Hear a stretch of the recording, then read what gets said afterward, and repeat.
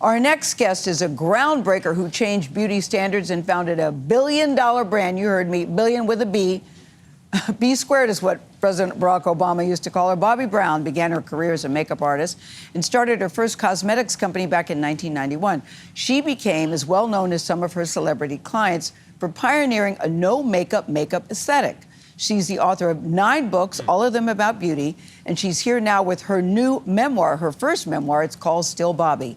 In it, she shares the story of her life, including starting over completely at the age of 62 when she left her first company and started a new one from scratch. How'd that work out? We'll find out.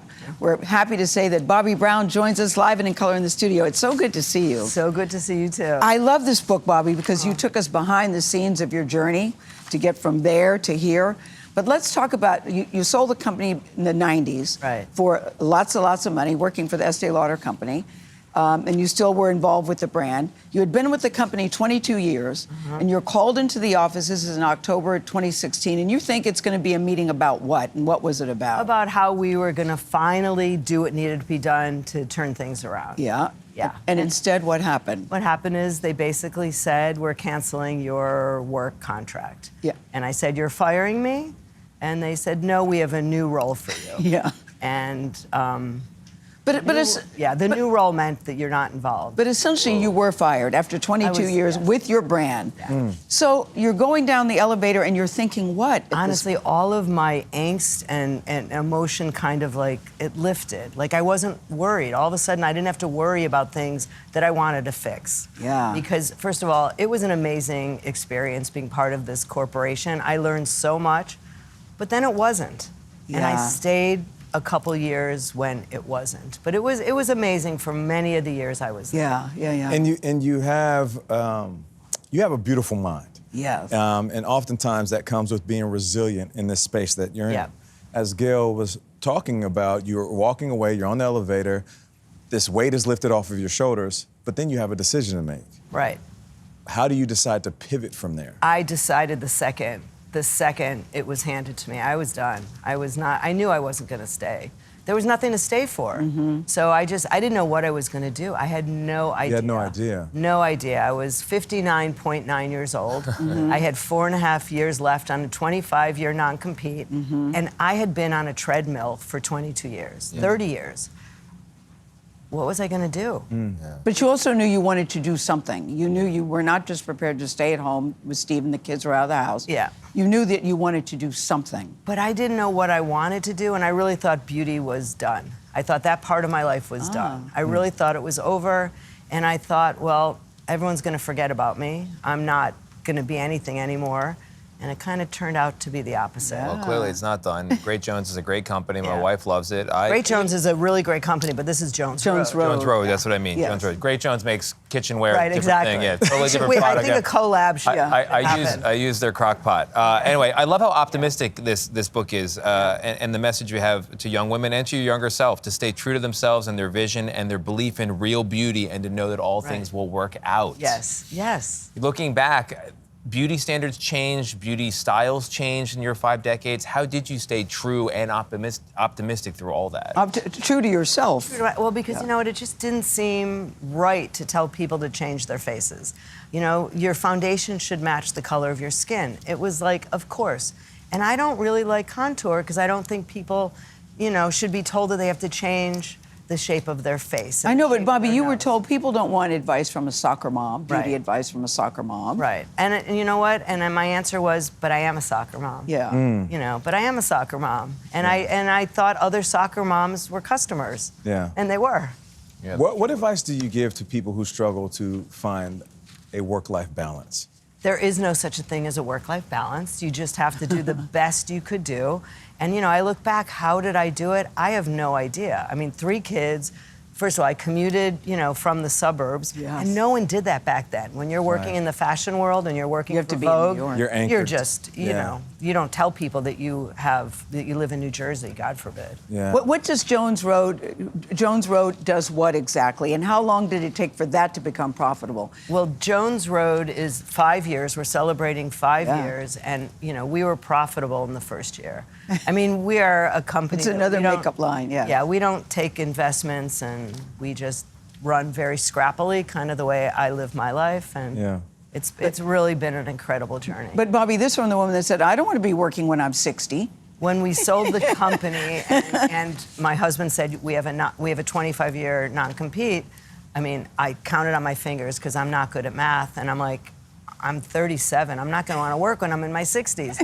So here I am, 68 years old, and I never want to stop working. Yes, I'm with you. I'm with you, Bobbi. You wear it lightly, Yeah. you're so I'm with successful. you. Yeah. Thank you. Aging is not an obstacle. You are so No, right about that. Aging is not an obstacle. Yes. Aging is a good thing. It's a very good thing.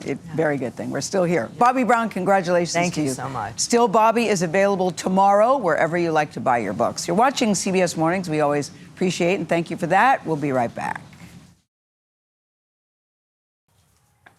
Welcome back to CBS Mornings. Plus, our next guest is a pioneer who founded a billion-dollar beauty brand. And this year, she was named one of Time's 100 most influential people. That's incredible.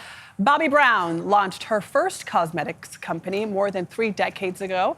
But in 2016, she left it all behind. She is the author of 9 books on beauty, but her latest is one about her own story. It's called Still Bobbi, and it covers her life from a childhood that taught her about beauty and resilience to completely starting over at 62 when she founded her second cosmetics company, Jones Road. Joining us now is Bobbi Brown. Hello. Thank you so much for being here. Sure. Thanks for having me. So I remember being, in my teens, walking through the department store, and people were saying, you should go check out Bobbi Brown, You just had this, this like universality that really applied to women of different skin tones and this kind of fresher, less is more look. You've had an incredible life story where you had to, I don't know if you call it restart, but you launched a second product and a second company. What did it take for you to do that when you never thought that you would be doing this, at this point in your life? It just seemed like the right thing at the right time, and I didn't know if it was going to work. I didn't know if people were going to like it. I didn't know if I was going to be a one-hit wonder, and I didn't expect it to be as popular as it has become. But Jones Road has been a dream.